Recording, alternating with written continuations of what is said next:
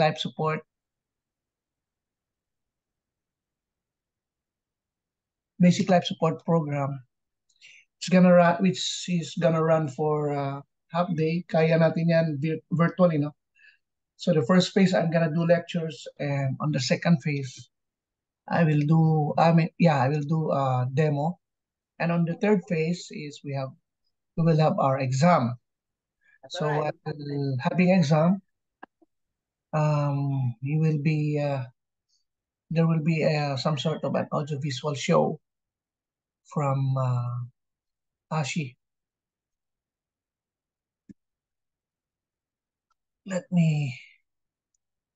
Okay, so can you see my slide? Yes po. Yes, sir. Yes po, Doc. Interim guidelines of 2022 is not yet being rolled down here in the Philippines. It's because it is not quite applicable because we have lifted already the COVID protocol. Despite the fact, we have lifted, but there are still some little, surges that we might still consider the interim guidelines of 2022.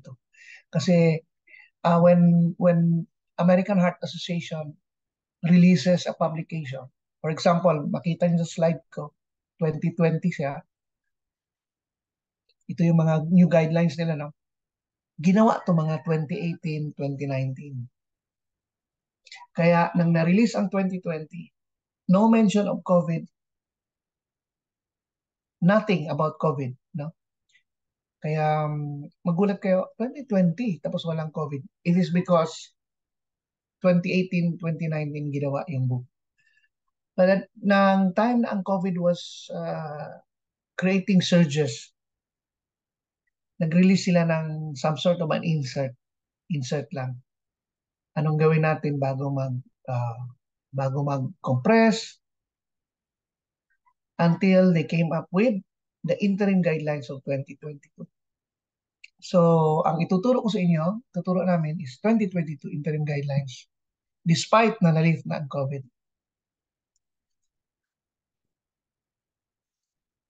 By the way, for those who would like to know the instructor behind this, so I'm Ted Esguerra, I'm a doctor. I had the Air Medevac from Inaik Air Care, and I'm an instructor also of ASHI for WIPAM. And preceding that, I was an instructor of AHA, California Registry, for basic life support, advanced cardiovascular life support, pediatric advanced life support, and neonatal resuscitation program. Kaya medyo home court ko tong course na to, training. But I'm not really a total fan. So ginagawa ko siya ng adjustment pagdating sa Pilipinas kasi merong hindi pa magandang nangyayari sa Pilipinas. Number one, we don't have emergency medical services law or a pre-hospital law. Mahina siya.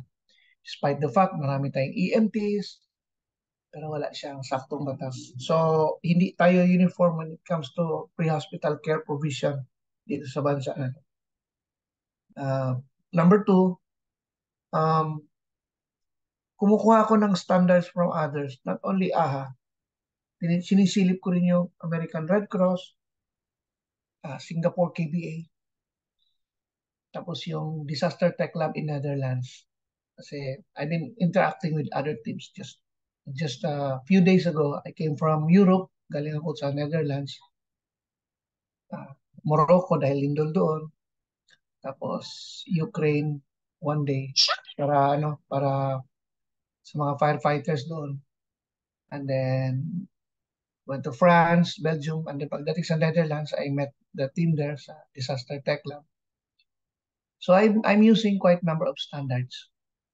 So pag sinabi kong galing to sa, kunwari, Himalayan Rescue Association, sasabihin ko naman. Now, before I'll start the formal run, so I'll introduce you to some little facts in life. Like this one, according to recent data sudden cardiac arrest is rapidly becoming the leading cause of death. Yes, it's not suddenly becoming, it's now the leading cause of death. So hindi kayang tumbasan sa mga namamatay sa accident and violence despite the fact na alam niyo may mga giyera-giyera ngayon. And recently while I was in Europe, nagkaroon ng giyera sa Armenia sa border. So wars happening left and right. Pero hindi pa rin kayang tumbasan ang namamatay sa araw-araw. At ang pangit doon, ang nadadali sa cardiovascular incident ay bumabata na. Kaya mag-iingat kayo. Once the heart ceases to function, a healthy human brain may survive without oxygen for up to 4 minutes. So mamaya pakita ko sa inyo sa state of hypoxia anong mangyayari sa brain. EMS or emergency medical services, yung mga ambulance providers, no, may take 6, 8, even 10 minutes. Wow!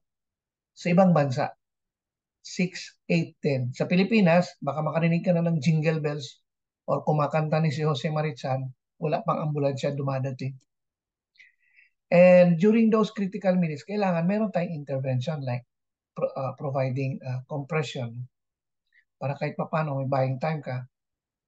And in the chain of survival, kung masunod natin siya, kahit wala ka pang defibrillation, up to good CPR ka lang, medyo okay na siya. So our objectives for today, for this morning I mean, is we will define BLS and let's look at the chain of survival for in-hospital cardiac arrest kasi dalawa ang chains of survival, no? The in-hospital cardiac arrest and the out-of-hospital cardiac arrest. Tapos BLS and COVID protocol according to interim guidelines. So sisilipin natin siya. And yung tinatawag nating skills mechanics, ano na compression, which I will do a demo, foreign body airway obstruction, management, demo ulit, and other things. Ang hindi ko lang ma-demo dito ay the giving of naloxone kasi nawala yung atomizer ko. So I know it's not yet being taught here in the country. Kahit ang Philippine Heart Association, hindi nila sinasama ang the giving of naloxone. Pero sa standard ng BLS, like sa US, according to American Heart, naloxone induction is there already. And next is for those who will take advanced cardiovascular life support this afternoon, yung starting topics natin. So I'll be highlighting some aspects how to bridge or jack it up towards advanced life support. So when we talk about basic life support, the word itself describes the show, no? Basic siya, no? Basic intervention sa isang tao na nag-a-arrest or unconscious, no? Pwedeng adult, child, or infant. Pag sinabi kong adult, 8-year-old up. Pag sinabi kong child, 8-year-old down, but not 1-year-old below. Pag sinabing infant, 1-year-old below. Yan. So 1, infant, 1 to 8, child, 8 up is adult. So ganun lang ang ating category. So mag-intervene tayo kapag meron tayong arrest, like syempre no pulse, no breathing or with agonal breathing. Or a impending respiratory arrest or having agonal breathing, meron pa siyang pulso, pero hindi humihinga ng wasto or walang hininga. Paano ba, tama ba yun? Hindi humihinga, so nag-intervene tayo. And another thing, if there are some issues like having airway obstruction, particularly severe type, so mag-intervene tayo. Or patient is having respiratory distress because of an opioid overdose. So, dito sa Pilipinas, malabo tayo makakita ng opioid overdose kasi naman tayo kaka-afford ng opioid eh. Dati pasyabo-syabo lang tayo eh. Pasyabo, sorry. Iba pala yung syabo-syabo. Syabo lang tayo kasi poor man's drug yun. No? Opium is, sabihin natin, medyo mahal yun. But anyhow, sa ibang bansa like US, nakita nila, pag hindi ka nagbigay ng naloxone, by the way, pag pronounce yan is Naloxone. Ganun na, hindi yung naloxone. Naloxone. Okay, so yung pinaka-common brand name is Narcan. Although dalawa yan, naglalaro sa market, Narcan and Floxado. Pero sa atin, sa Pilipinas, ang available is a Narcan IV.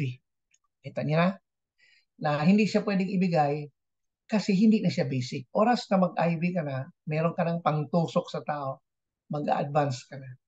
Pero sa US, meron silang atomizer. I will show you. Yung sinasaksak sa ilong, spray lang siya. Atomizer tawag namin. Kasi nagre-release siya ng mist na napakaliit. It atomizes the chemicals inside the uh, uh, it's like a mini pump. No? So, yung naloxone na atomizer, yan po yung pang-reverse. Kasi no amount, kasi kahit gaano ka kagaling mag-basic life support, ang galing mo mag-compress, meron ka pang defibrillator, hanggat merong umiikot na opyong sa katawan mo, patay. Hindi mo kayang mabuhay-buhay yan. Now, the reality is BLS is performed by trained personnel. Kaya kayo tinrain dito. Incidentally, nag-online lang. Kaya medyo wala kayong practical on how to do it. But will push some more in letting you understand and even open the floor, I mean, open the line for you to ask questions on how to do it. Should you have any clarifications, lalo na yung mga hindi pa nakasubok, na humawak talaga sa or mag-perform ng compression. No? So, kailangan may train ka. Siyempre, mag-training ka. At ang ideal na buhay ng ID ninyo na makukuha is 2 years. So, for American Heart Association standard and even ASHI, after 2 years, we ought to recertify para maging provider ulit. And the ID, dalawa yan. So, yung provider's ID, which is yan ang makukuha ninyo. Pero sa AHA, mayroon pang isa. Pag nakitaan ka na magaling ka talaga, no, when they see you, they will mark you. Markahan ka nila na, uy, potential maging instructor. So, kakausapin ka, tapos yung certification mo, pwede kang IP. Mamarkahan lang na IP. Instructor's potential yon. Tapos, that's for AHA. Sa ASI, wala pa tayong ganun. So, potential lang siya. Now, the scope of our presentation is, of course, I will not discuss the protocol kasi, you can find it in the internet and you can read over it. Pag-usapan natin ang compression, how to operate the automated external defibrillator, AED, tapos basic life support in COVID situations, tapos yung foreign body airway obstruction, rescue breathing, susundin ko yung COVID protocol, kung kailangan mag-rescue breathing, kailangan talaga may bag valve mask. Since you are in hospital, syempre hindi siya problema. Pero maraming nagkakamali sa bag valve mask operation. And then naloxone induction. Basic life support is mandatory, absolutely mandatory sa ACLS. No way makuha mo yung ACLS na wala kang BLS. Ganun lang yan. Kahit dito pa sa Pilipinas, kukunin mo sa Philippine Heart Association, ay, kunwari, doktor ka, ay, gusto kong kumuha ng ACLS, pero wala kang BLS. Hindi pwede. Hindi siya requirement for advanced trauma or pre-hospital trauma life support or international trauma life support. Pediatric advance. Sa pediatric, yeah, kasama siya. NRP kasama din. Requirement siya. Sa MOET, requirement pero hindi kahihingan. Pag MOET stands for Management of Obstetric Emergency and Trauma. ADLS is Advanced Disaster Life Support. Tapos AMLS is Advanced Medical Life Support. And WALS is Wilderness Advanced Life Support. So nakakatakot, no? Ang daming mga advanced life supports. Pero may isang advanced life support lang dito na hindi niyo pwedeng kunin unless you are a doctor. ATLS. So yung ATLS is being rolled down by ACS or American College of Surgeons. Ngayon sa Pilipinas, meron na tayo under the Philippine College of Surgeons. Pero pang doktor lang yan. Hindi yan pwede sa nurses and EMTs. Ang pwede sa nurses and EMTs, At ang doktor ay pwede rin kumuha, katulad ko, kumuha ako ng ITLS at saka PHTLS. So what's the package for BLS? So dati 5 lang yan. Ngayon, naging 6. So pag-aralan natin yung, actually 7 yan eh, yung storyline, yung protocol, then the chain of survival. So hindi ko na sinabi yung storyline. Dito na lang ako sa chain of survival kasi yung chain of survival, yan yung panimula, starter ninyo. That is the spinal cord, I mean the backbone of the BLS hanggang ACLS. Pag hindi nyo sundin yung chain of survival, wala tayong business sa BLS. Susundin talaga natin by heart. Now, the second item is the compression mechanics for adult, child, infant, but we'll be mainly concentrating on the adult case. 3 is the foreign body airway obstruction, no? Yung na may hirin, may block, paano ba sa Tagalog yung hirin masyadong malalim, yung merong nabarahan yung oropharyngeal or yung ibabaw lang ng sabihin natin yung laryngeal area kasi dapat ang pagkain pupunta sa esophagus bumalag ba, paano ba bumara doon sa may airway, so yun. And then rescue breathing, AED operation, and naloxone induction. So this is your chain of survival, ladies and gentlemen. So as you can see, ang nadagdag dito, kung makita niyo cursor ko, ay yung recovery. So nag-emphasize ang medicine and ethics dito lately. Kasi nakitaan nila na isang pasyente na punta sa ospital nang inuwi, okay na, babalik ulit in very short period of time. Kasi walang family support. Mahina yung PSG. Ano yung PSG? Yung primary support, group support. So, mahina siya. Kaya, balik ulit sa ospital. So, ngayon, nilagay nila yung the sixth link, ito recovery na kailangan ang community ay maayos. Pero sa Pilipinas, medyo malaki problema natin. For example, umuwi sa barangay ninyo or sa town ninyo or sa city ninyo, yung may sakit. So anong ibig kong sabihin? Na hindi friendly tayo. Sino sa mga lugar na to na talagang napakaganda ng sidewalk nila na pwedeng daanan ng merong persons with disability or person who is on wheelchair kasi post-stroke siya. O sabihin natin, post-stroke, naglalakad na hatak-hatak yung half body, dinadrag. Makita natin mga sidewalk natin, wala na. So nasa kalye naglalakad ang tao. Bakit? Ay yung mga sidewalk, pinaradahan ng sasakyan or kinawang tindahan. So diyan ang sinasabi ko, hindi siya friendly. So instead ang tao, wholesome siya, stressful sa kanya kasi wala yung walkway, wala na doon. So isang example, walang ramp, yung wheelchair ramp. So kung lalabas kayo sa inyong community, makikita niyo yung sidewalk, meron bang wheelchair ramp? Wala. So stressful yun para sa taong may kapansanan. Kaya nakitaan nila, ang laki ng factor, bumabalik ulit sa sakit because ang community support is minor. So dito tayo mag-concentrate sa in-hospital. So number 1 is the usual dictum ng medical practice. So alam naman natin that prevention is better than a pound of cure. Kaya makita nyo rito, early recognition and prevention. So nagbangko talaga. Ika nga dito ay risk reduction. Nagbangko talaga tayo dito na sana ma-prevent natin. So dito muna ako magsasalita konti sa prevention. Alam naman natin, ang sinabi ko sa inyo, napakataas ng insidente ng cardiovascular incident. Meaning to say, ang mga taong may tinamaan sa puso, pwedeng cardiac arrest or heart attack. Tapos ang mga taong nagkaroon ng stroke. So dalawa lang ang stroke, isang nabarahan, infarct, isang sumabog. No? Sumabog yung vessel. So ito yung unang pinakamataas sa morbidity and mortality sa buong mundo. At ang nakakatawa, ang Pilipinas ay yun ang pinakamataas. Despite the fact na hindi naman tayo first world, pero gumagaya tayo sa mga bansa na sabihin natin first world, pati the way ang pagkain nila, yung mga tipong mga mantikain, yung mga ready food, no? Like the Jollibee, McDonald's, ito yung contributing factors bakit mataas siya.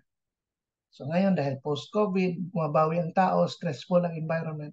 So ano ang binabantay natin sa prevention? Kailangan alamin natin ano yung tinatawag na uh, modifiable traits, yung pwedeng baguhin. Pero bago sabihin ng pwedeng baguhin, doon muna ako sa hindi na mababago. Okay, number one, EDAD. Ano yung EDAD? Edad. So pag ikaw ay may tumatanda na, medyo sumasabay din ang blood vessel. Pwedeng mag-stiff na siya, kaya yun. No? Or sabihin natin, mahina na yung muscle, kaya nagkaroon ng aneurysm. Okay, so ganun. So ano pa?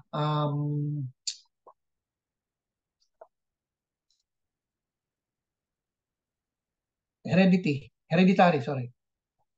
Nasa lahi. Pag nasa lahi, masakit ng puso, wala tayong magawa dyan. Pangatlo, gender.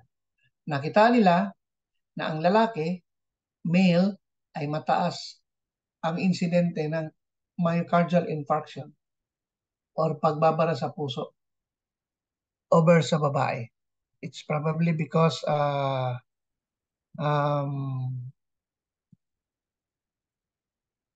hormonal. Ang hormone ng lalaki is a warring hormone, no? War, war, war, war. So yung wear and tear, mataas. So, I'll take it that way kasi hindi naman na-mention sa libro.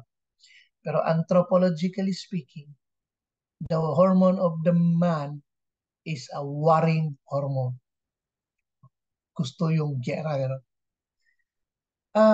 I just could not delineate or could not remember. In a certain age category, sa babae naman ang mataas ang stroke. No? So, may siguro pantay-pantay lang konti. But, yun ang nangyari, gender. No? Another thing, doon tayo sa modifiable. So, doon sa non-modifiable, there's nothing I can do. So, punta ako sa modifiable. Dito sa modifiable, ito yung pinapakialaman natin. Pinapakialaman ng mga wellness program, pinapakialaman ng clinic, pinapakialaman siyempre ng doktor sa pasyente. Number one, hypertension, alta presyon. So, pababain ng blood pressure. Pag sinabing 120 down, ay achieve natin yun. Balik tayo doon sa 120 strictly. Tolerable yung 130, pre-hypertension on medyo mataas-taas. Nakalimutan ko may starting age nun. Pero 120 pa rin. Okay? So next modifiable is hypercholesterolemia. Pag magpa-check tayo, total cholesterol, triglyceride, makikita natin, paano ipakita natin sa doktor, ano ng mga gamot. Pwede ka mag-statin, no? Or uh, sabihin natin mga pababain yung triglycerides din. Then there is hyperglycemia. Yan ang isang sa tumitindi na statistics natin ngayon, diabetes. Grabe ang Pilipinas, para na tayong banyaga sa sakit.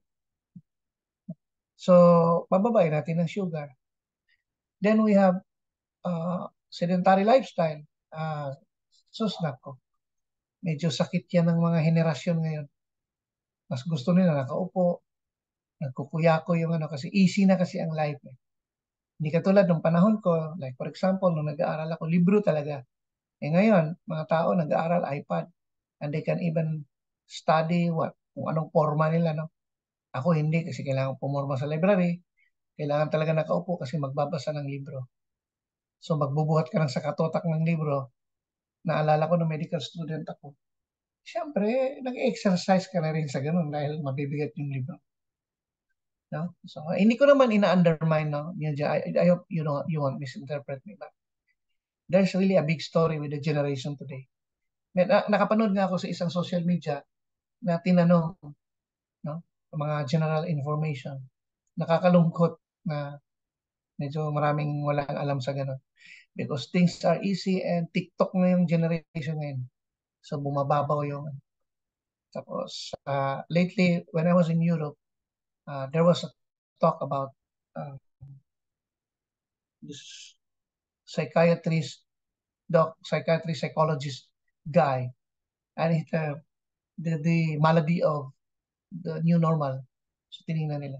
Isa sa problema sa henerasyon ngayon is yung parang gusto ko lang i-share sa inyo is meron pa, collectively, meron silang self-entitlement na kailangan uh, marinig sila. Agree naman ako doon. Except na masyado na lang na-exercise ang freedom na they don't know how to define it. So, yun. But it's bad because nung minsan nagturo ako sa mga sundalo, masyadong maaarte na yung mga future officers, magsusumbong na kay Tulfo, konting kibot, sumbong kay Tulfo, reklamador na. At hindi lang yan, sa mga natuturuan ko, marami ng reklamador. So, kaya medyo nababawasan yung mga taong may disiplina, hindi katulad ng mga medyo na sinauna. Again, I'm not here to brag. Nung panahon ko talaga, hindi ako pwedeng sumagot sa magulang, mga ganun. So anyway, that's it, no? Sedentary lifestyle, tapos obesity, no? I will not say sorry. But comorbid ka talaga sa karaming sakit, cancer, kahit sa COVID, no? So, you have to trim down. Another is smoking. Nako, Diyos mio. Napaka-hard-headed. Another is stress. So, wala po akong pwedeng maituro paano maalis ang stress. Kasi ako, stressful din yung life sa aking sa trabaho bilang isang crisis manager, no? Very stressful. So I cannot give advice. Although ako, breathing yoga, listening to classical music, ngayon hindi na ako nag-exercise pero maganda ang exercise as a way out. Okay? So, yan ang ating sa prevention. Now, I want you to note that, ulitin ko, ang tinatamaan ngayon ay pabata ng pabata. Kung sino man kayo nakikinig sa akin ngayon at na-mention doon, halimbawa, sedentary lifestyle at guilty ka. Kunwari, 20, 30 years old ka ngayon. Pag 30 to 40 ka, tutulay ka na sa mga bagay na sinasabi. Laking kandidato. Kung lamampas ka na ng 40 at wala ka pang ginawa, isa ka na doon sa statistics na binabanggit ko ngayon. So, yan lang, no? Then there's the activation of emergency response. So, you will call for help. Sa hospital, dahil in-hospital kayo, activate kayo ng Code Blue. Ngayon, hindi ko alam kung ang tawag dyan sa inyong hospitals, wherever you are right now, is Code Blue. So, karamihan gumagamit ng word Code Blue. So, yun yung pag merong cardiac arrest, kung sa ang ward man yan or sa ER, so tinatawag yan. Kunwari, nasa surgical ward, biglang nag-arrest, sumisigaw yung kamag-anak ng pasyente. Uy, si tatay, parang wala siyang malay. Takbo ka nga, pagtingin mo, establish ka na, you check for consciousness, patient is not responding. No? Then you shout, Code Blue, bed number 3, surgical ward, or Code Blue.